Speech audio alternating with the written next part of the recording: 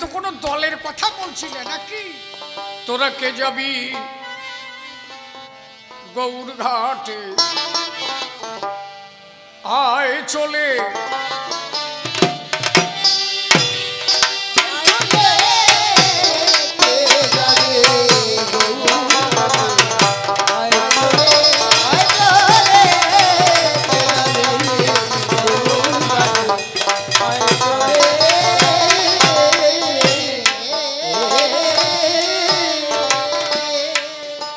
সখী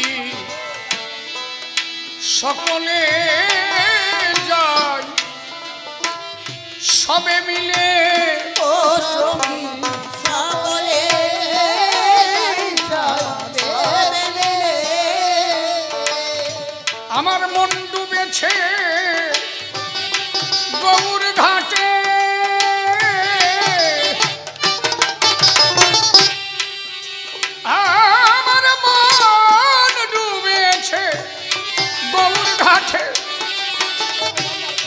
মন ডুবেছে গৌর ঘাটে প্রেম বন্যার কল্যাণে। কে যাবে গৌর ঘাটে,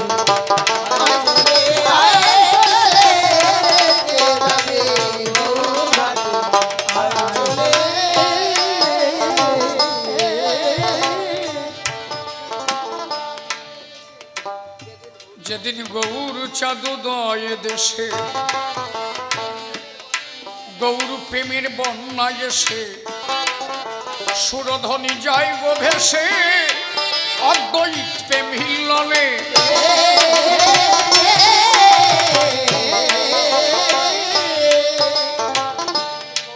ও যেদিন গৌর যেদিন গৌর চাঁদোদয় দেশে গৌর প্রেমের বন্যায় এসে সুরধ্বনি যায় গো ভেসে অদ্বৈত প্রেম হিল্লনে।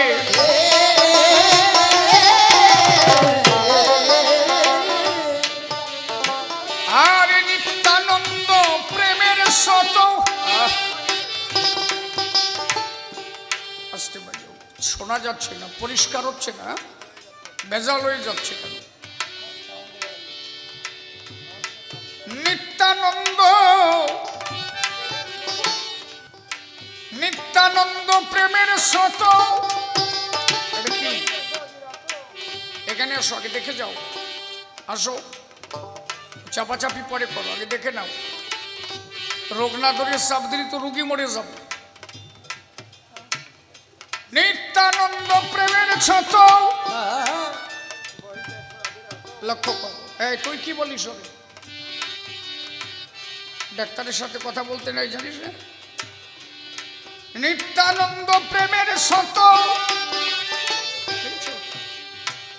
লাস্টে ট্রাভেলিং হচ্ছে, বহিতেছে অবিরত, বহিতেছে অবিরত। ওরে দুঃখী তাপি ছিল যত, দুঃখী তাপি ছিল যত ভাসাইল এক কালে। কে যাবে গৌর ঘাটে,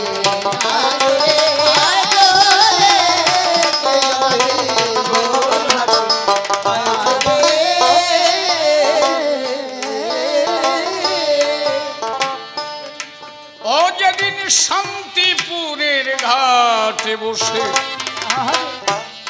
সীতা মানাই কলসে কলসে অচ্যুতানন্দ খায় সে বসে সীতা মার কোলে।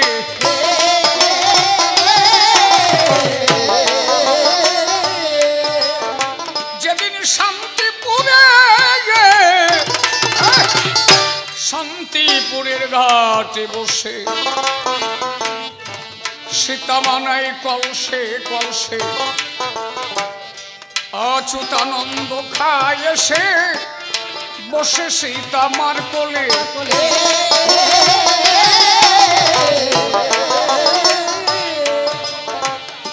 আরে ডুবু ডুবু হয় অম্বিকা নবদ্বীপাদি এক শাখা,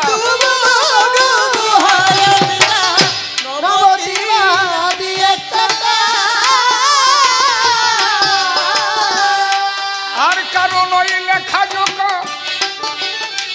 কারো নয় লেখা জোকা পাথারে সাঁতার খেলে কে যাবে ওর ঘাটে কে যাবে ওর ঘাটে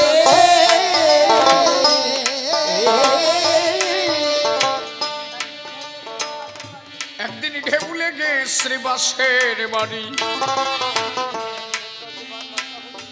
উঠল তুফান মটকা পুরি শ্রীবাসে শাশুড়ি বুড়ি তোরা সে পালাই ডোলে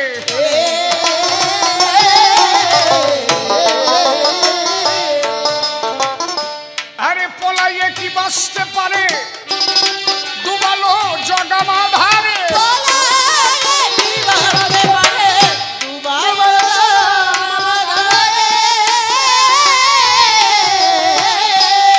বুড়ি লাগে কোথাকারে বুড়ি লাগে কোথাকারে তারে প্রেম বন্যায় ভাসালে কে যাবে ওর ঘাটে আসরে কে যাবে ওর ঘাটে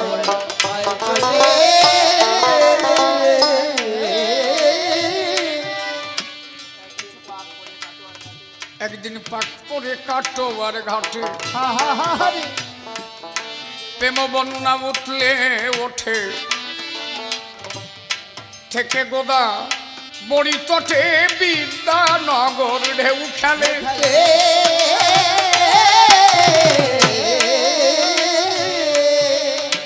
একদিন পাক পরে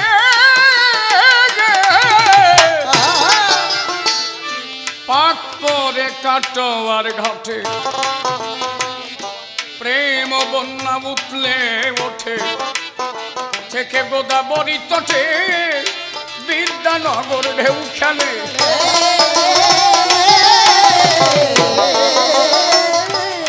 বান্ডেকে রসরাজ সিন্ধ জোয়ার দিল রামানন্দ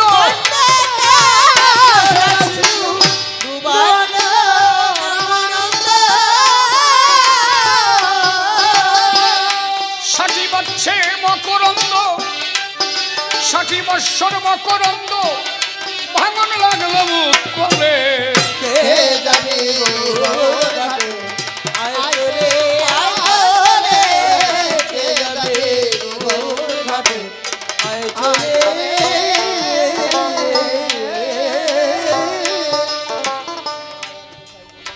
আমাদের গোসাই গুরু চাঁদের বাণী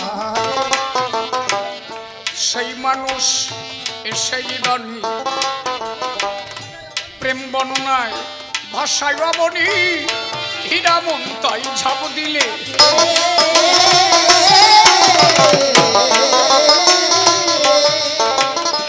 আমার গোসাই গুরু চাঁদের বাণী সেই মানুষ সেই দানি প্রেম বন্যায় ভাষায় অবনী হীরামন তাই ঝাপ দিলে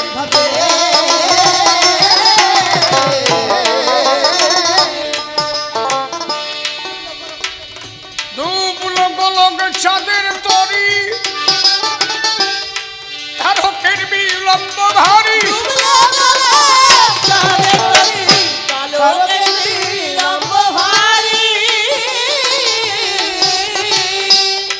দুবুলো গোলক চাঁদের তরি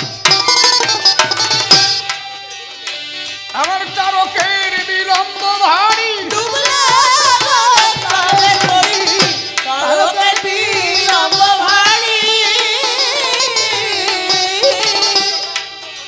ও মহানন্দ কয়ায় ডুবে মরি সাধুগুরু বৈষ্ণব হেরিয়ার যত পুরুষ নারী প্রণাম গ্রহণ করিবেন সবাই কবিগান সংবাদ তরি কাছে কিংবা দূরে যে যেখানে যে অবস্থায় অবস্থান করে সাকার নিরাকারে আমি প্রত্যেকের শ্রীপাদ পদ্মে ভক্তিপূর্ণ প্রণতি জানাই। আমার গোলক তারক মহানন্দ এসে দাও হৃদয়ে আনন্দ। আমি অজ্ঞান অভাজন, গান গাবে সে মোর ভিতরে, ভক্তি কুসুম ফোটাও হৃদ মাঝারে। দেহ তরি ছেড়ে দিলাম ধরিরা তুলো চরণ। ভাবুক প্রেমিক কবি অশ্বিনী, তোমাকে শ্রেষ্ঠ জানি। আমি অতি দীন অভাজন, কৃপা করো গোসাই মনে, বসিয়া হৃদয় মন্দিরে। তব গান নিজ গুণে করো হে বর্ণন। যে মাতা পিতার আশীর্বাদে এসেছি জগতে, প্রণমী সেই মাতা পিতার পায়ে। শ্রী গুরুর শিবাদে পদ্ম পদ্মে করে আরব্ধ, শুদ্ধ চিত্তে প্রণতি জানাই। আজিকার আলোচনা বসে শোনেন সধি জনা, নাম ভূমিকায় আমি আর শিশির নাই। আমি আগে যখন কবিগান গাইতাম, আমার প্রায় কবিগানের বয়স 20 বছরের উপরে হয়ে গেল। একটা টাইম খুব বাজে কথা বলেছি কবিগান। শুধু আমি না, আমরা তো তবু অনেক সংযত করে কবিগান গাই এখন। আর এখন তো আমি মোটেই বলি না বাজে কথা, হয়তো রেকর্ড হয়ে আছে আগেরটা, তাই শোনা যায়। একটা টাইম এই কবিগান যখন হতো, মারা কবিগান শুনতে যেতে পারত না, কঠিন থেকে কঠিন। এই কবিগানটাকে সংস্কার করেছে আমার তারক। আমার তারক বললেন যে হরি কথা কব, বাজে কথা কেন কব?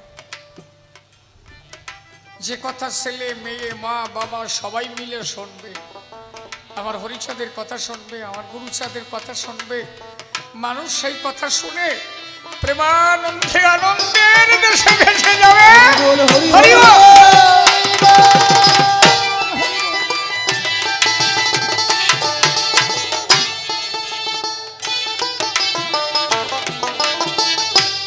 আমার তারকের থেকে এই গান সংস্কার হল আস্তে আস্তে। এখন পরিমার্জিত ভাষায় কবি গান হয়, বাজে কথা মোটেই নাই। কেন যে কটা গল্প টল্প আমরা বলি, ওর মধ্যে তো একটাও সত্য কথা নাই। আছে ওই যে উনি যা কটা গল্প টল্প কইছে, কোনটা সত্যি কম, আর মিথ্যে ছাড়া সত্যি আছে? মানে ওর বোধই নাই। আমাকে আমার মনে পড়ে গেল, মানে না বলে পারবো না। গত পরশু দিন আমার গাড়িতে একজন উঠছে, তখন 1টা বাজে, বলে আমার তো এগোয় নিয়ে যাও। আমি গান গিয়ে আসতেছি, দেখি ঠিক আছে চলো যাই। বাড়ি কোথায়? সে ঠিকানা ঠিক মতো বলতে পারি। তাই গোসাই শোনো, গাড়িতে উঠিস ঠিক আছে, তা যদি কেউ ধরে টরে তুমি কোনো কথা টথা কইয়ে না। আমি বলবানি যে ওই লোক বোবা, কথা বলতে পারে না। কারণ তোমার যা কথা কোয়ার ঢক, তোমার ঠেলায় যে আমি মার খাবো না, ঠিক লাগছে। উনি কয় যে ঠিক আছে, আমার যদি ধরে আমি কবানি যাবি, কথা কতি পারি না। এই জাত মারিছে না, দেখছো? কয় যে আমারে যদি ধরে আমি বলবানি যে আমি কথা বলতে। কি বোধ ওর, বুঝিস? মানে ও যে বোঝে না, এও বোঝে না। এই জন্য বাজে কথা না বলি, যাতে 2-4টে হরি কথার মধ্যে দিয়ে নাকি থাকা যায়, আমি সেইভাবে আলোচনা করি। আমি ভূমিকাতে রাজেন্দ্র পাগল, কাটিব তার প্রশ্নেরই গোল, বিপক্ষ নকুল দত্ত হয়। যেভাবে প্রশ্নপত্র তুলে ধরেছে সভাগাত্র, অত্র তার সমাধান দিতে চাই।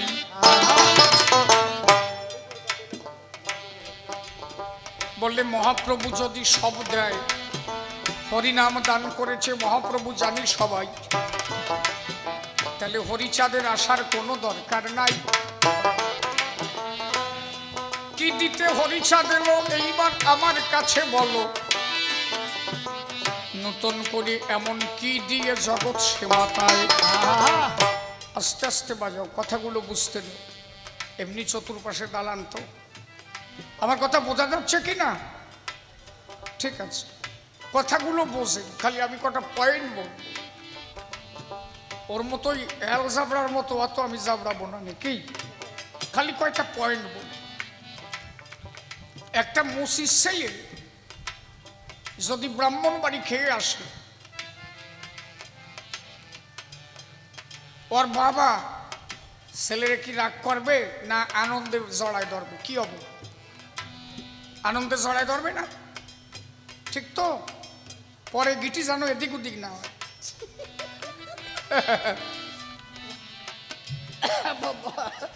ভালো না, ঠিক আছে। আর যদি একটা ব্রাহ্মণের ছেলে মুসির বাড়ি খায়, ওর বাবা কি করবে? কষা ফোড়া দেবে নাকি? আর যদি প্রকৃত ব্রাহ্মণ হয়, সে তো, যিনি প্রকৃত ব্রাহ্মণ তার কাছে তো কোনো জাতির ভেদ বৈষম্য নেই, সে তখন বুকে জড়ায় ধরবে। বাবা কি সুন্দর কাজ করেছিস রে বাবা, আস্তে। তিনটা আবার কোয়ান্তি আসলো এত রাত্রি আউরাইটি। ঠিক আছে, বসো, চুপ করে বসো, কথাগুলো শোন। তাহলে যদি প্রকৃত ব্রাহ্মণ হয়, আমরা যদি মূল সত্য জানি, সেই ঠাকুর মশাই যদি মূল সত্য বোঝে যে প্রত্যেকটা জীবের ভিতরে একই সত্তা কথা কয়, আমার ভিতরে যে এটা কুকুরের মধ্যেও সে, এটা পাখির মধ্যেও সে, একটা পিঁপড়ের মধ্যেও সে, একক বহুশ্যাম, তিনি এক থেকে বহুতে পরিণত হয়েছে। আমার মধ্যেও যে কথা কয়, আপনার মধ্যেও সে কথা কয়, আত্মারূপে সে প্রত্যেকটা জীবের ভিতরে। তাই সেখানে দাঁড়ালে তো কে মুসি, কে মেথর, কে ব্রাহ্মণ, পার্থক্য আছে কি? নাই। তাহলে প্রকৃত ব্রাহ্মণ হলে সে জড়ায় ধরবে তারে। বাবা এর মূল সত্য তুই বুঝে গেছিস, মানুষের কোনো জাতি হয় না। লালন গাইলেন না, সব লোকে কয় লালন কি জাত সংসারে, ফকির লালন বলে জাতির কি রূপ, দেখলাম নাই নজরে। সুন্নত দিলে হয় মুসলমান, নারীর তবে কি হয় বিধান। ব্রাহ্মণ চিনি পৈতে প্রমাণ, ব্রাহ্মণই চিনি কি করে? একটা পুরুষে ব্রাহ্মণ চেনা যায়, পৈতে নিলিবাহ নয়। ওনার স্ত্রী তো ব্রাহ্মণ পৈতে টইতে থাকে না। একটা নোমর বউ যেমন, এটা বাবনের বউ যেমন। কোনটা কার বউ কেডা কাম্বাই কবা? আমার কথা না, এটা লালনের কথা। কি পাগল কি পাও? ওই তো যে পাগল আছে, হ্যাঁ,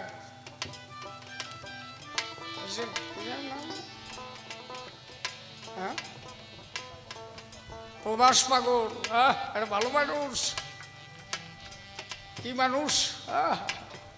হরি কথা কইয়া চোখের জল ফেলায়, ভালো মানুষ। আর অশ্বিনী ঘোষাই লাগছে না, যার হরি কথা কইতে কইতে নয়ন জলে বয়ন ভাসে, এ মহাদেশে তার হরির অভাব কিসে?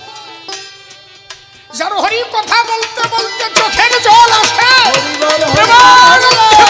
হরি ভাসে।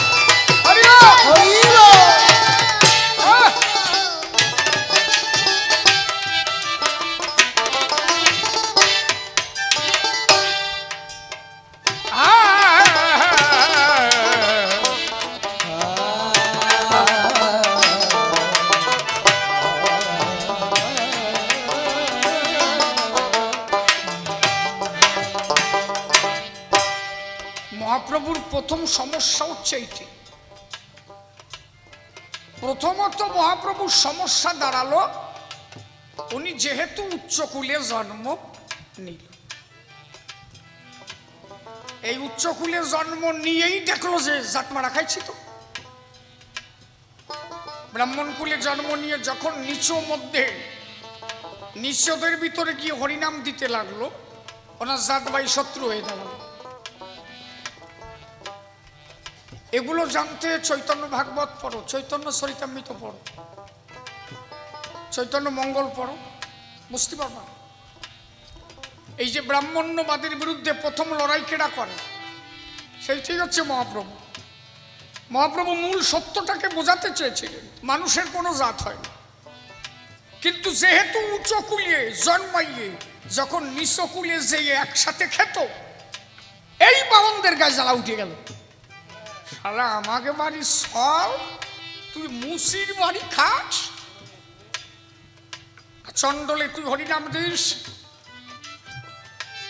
মহাপ্রভু দেখলো অবিনাথ, আমি যদি নিচ কুলে জন্ম নিয়ে উঁচুতে মিশতাম তাহলে এই বাধা আবার থাকতো না, তাই এবার আমি নিচ কুলে জন্ম নেব, ওরা কান্তি অবতীর্ণ হব। হরি বল।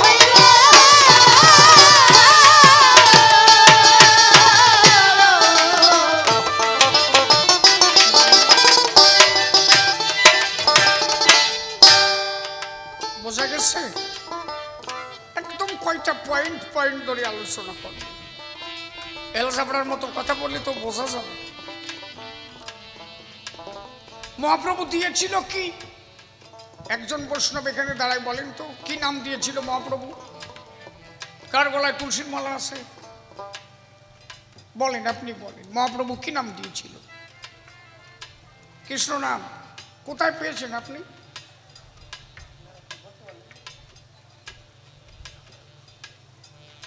আমি ইস্কন মঠে দাঁড়াই বলালো, তাহলে বলেন কি নাম দিয়েছিল মহাপ্রভু? মহাপ্রভু নাম দিয়েছিল হরিনাম। মহাপ্রভু চৈতন্য ভাগবতে নিজে বলেছেন 16 নাম 32 অক্ষর হচ্ছে তন্ত্র, হরিনাম হচ্ছে মহামন্ত্র। কয় বৈরাগী করে? রাতায় দেখাও তো আমারে। ওই নাম যজ্ঞের প্যান্ডেলে বড় করে লেখে তারক ব্রহ্ম হরিনাম, বোঝেই না যে কোনটা তারক ব্রহ্ম হরিনাম। হরিনামই হচ্ছে হরি। 4টি মহাকাব্য, ইলিয়াড, ওডিসি, রামায়ণ, মহাভারত, তার মধ্যে মহাভারতে একটা নাম, এই 4টি মহাকাব্যের মধ্যে একটা নাম পাওয়া যায়, সেটা মহাভারতের প্রথম পেজে। সর্বশাস্ত্র বীজ হরি, নামে দ্বিঅক্ষর, আদি অন্ত নাহি যার, বেদে অগোচর। কথা বোঝা যাচ্ছে কি? কেন হরিচাঁদ কাশতে হলো? খালি শোনো, মহাপ্রভু যা দিছিল এইটা যদি বসতো বৈরাগীরা, তাহলে হরিচাঁদের আসতে হতো না। বোঝেই নাই তো। ও নাম ব্রহ্মা জপে চতুর্মুখে, শিব জপে ছবিরাম, আনন্দে লাউরে মধুর হরিনাম। আর এই 16 নাম 32 অক্ষরের উৎপত্তি কবে জানো? এরকম গোলকে গোপনে ছিল। কেডা কইছে তোমার? গোলকে গোপনের নাম হচ্ছে হরি। বয়শূন্য রয় রশ্মি হরি। এই জন্য অনুকূল ঠাকুর যে ধর্মই দিক, মূল একটা সত্য প্রকাশ করেছে। সারণে মন কপট চাতুরি, বদনে বলো কি কইছে? হরি হরি, হরি নাম পরম ধর্ম, জীবের মূল মর্ম, অধর্ম কুকর্ম সারণ। তাহলে দিতে চেয়েছিল হরিনাম, আর এরা ওইটা বাদ দিয়ে করল 16 নাম। মহাপ্রভুর বইগুলো অধ্যয়ন করো, সেখানে মহাপ্রভু নিজে বলছে হরিব হরিব। আরে বইটা গিরা কয় ওইটা মরা না, কও এটা মহাপ্রভুর উপরের মাল নাকি? মহাপ্রভু কৃষ্ণ শব্দ উচ্চারণ করেছে, শুধু কৃষ্ণ শব্দ। উনি বলেছেন হরে কৃষ্ণ হরি বল। কোন শাস্ত্রে আপনি দেখাতে পারবেন না যে মহাপ্রভু কোন জায়গা বলেছেন হরে কৃষ্ণ কৃষ্ণ কৃষ্ণ হরে হরে, হরে রাম রাম রাম হরে হরে। আমি কবি গান ছেড়ে দেবো, আপনি একটু দেখান তো আমার। হ্যাঁ, এখন দেখাতে পারবেন আপনি। বর্তমান ইস্কন মঠ থেকে যে বইগুলো বের হচ্ছে, এই বইগুলোতে বর্তমান মহাপ্রভুকে দিয়ে 16 নাম 32 অক্ষর করানো হচ্ছে, কিন্তু আজ থেকে 50 বছর আগের যে সংস্করণগুলো আছে একটাই আপনি পাবেন না। সেই বই আমার কাছে আছে, ও মাল আমার কাছে তুলে রাখা আছে, বেজাল বাদলি সিট করে ধরবো। এত সোজা নাকি যে এখন যা কবা তাই মানিয়ে নেবো আমরা? কি গোসাই কথা কইও। পরিষ্কার মহাপ্রভু বলেছেন,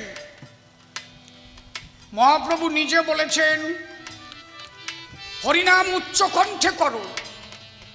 উচ্চ কণ্ঠে হরিনাম যদি কেউ করে, যদি কেউ উচ্চ কণ্ঠে হরিনাম করে, আর যদি কেউ মালা জপে হরিনাম করে, যিনি উচ্চ কণ্ঠে হরিনাম করে ওই মালা জপে যে করে তার থেকে 100 গুণ ফল লাভ বেশি পায়। কার কথা? মহাপ্রভুর কথা।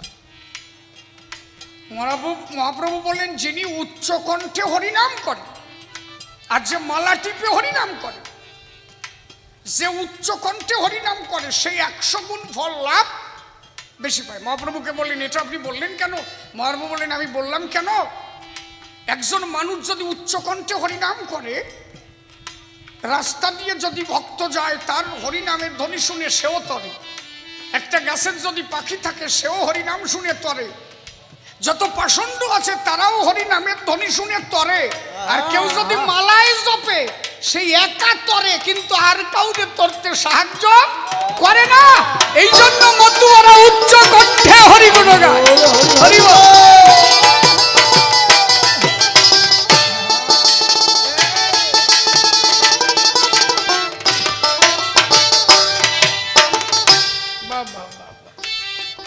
তাহলে কি কি কারণে? যদি বলেন এটা লেখা আছে কোথায়, আমি পেজ নাম্বার বলছি। শ্রী শ্রী চৈতন্য ভাগবত 98 পেজ, 98 পেজ লিখে নেন, বাড়ি যেয়ে পড়ে দেখবে। মহাপ্রভুর নিজের মুখের কথা, যে মালা টিপার থেকে যে উচ্চ কণ্ঠে নাম করে সে 100 গুণ ফল লাভ বেশি পায়। তাহলে মহাপ্রভু যা চেয়েছিল তাই এরা করে নাই, যার কারণে মহাপ্রভু এসে সেই হরিচাঁদ হয়ে ওরা কান্দিতে বলো, ডাঙ্কা বানা কাশি বানা, উচ্চ কণ্ঠে হরিনাম কর, উচ্চ কণ্ঠে হরিনাম। প্রকৃত যদি কেউ মহাপ্রভুর ভাবধারা বোঝে, সে মতুয়াদের এক বিন্দু নিন্দা করতে পারে না। আমার অশ্বিনী গোসাই তো পরিষ্কার বলেছে, এই নাম এনেছিল কে? মহাপ্রভু প্রথম এনেছিল মহাপ্রভু, কিন্তু বৈরাগীরা বুঝল না। অশ্বিনী গোসাই লাগছে না? আনিলেন গৌর গুণ ধাপ, ছিল না মনার্পিত কলিতে সমর্পিত। কথা বোঝা যাচ্ছে আমার নাকি? পাই টু পাই, পাই টু পাই। কি a প্লাস বি তার হোল স্কোয়ার, একদম সূত্র a square plus 2ab plus b square. এর বাইরে আমি যাব কেন? কি তাহলে সাথে মিলবে নাকি? সূত্র তো সূত্রই থাকবে। এইবার মহাপ্রভুর ভাবটা কি দেখেন, কেন আসতে হলো তা? হ্যাঁ, ওরা বাড়ি যায় নাকি? ওরা কি ওই দলের নাকি? হ্যাঁ, এত তাড়াতাড়ি যাইস কেন? ছাতা বয়স ওরা বসে বসছে, বুঝলি? হরি বল। না না, আমি তো কোনো দলের কথা বলছি না, নাকি মহাপ্রভুর মূল সত্যগুলো প্রকাশ করছি। আস্তে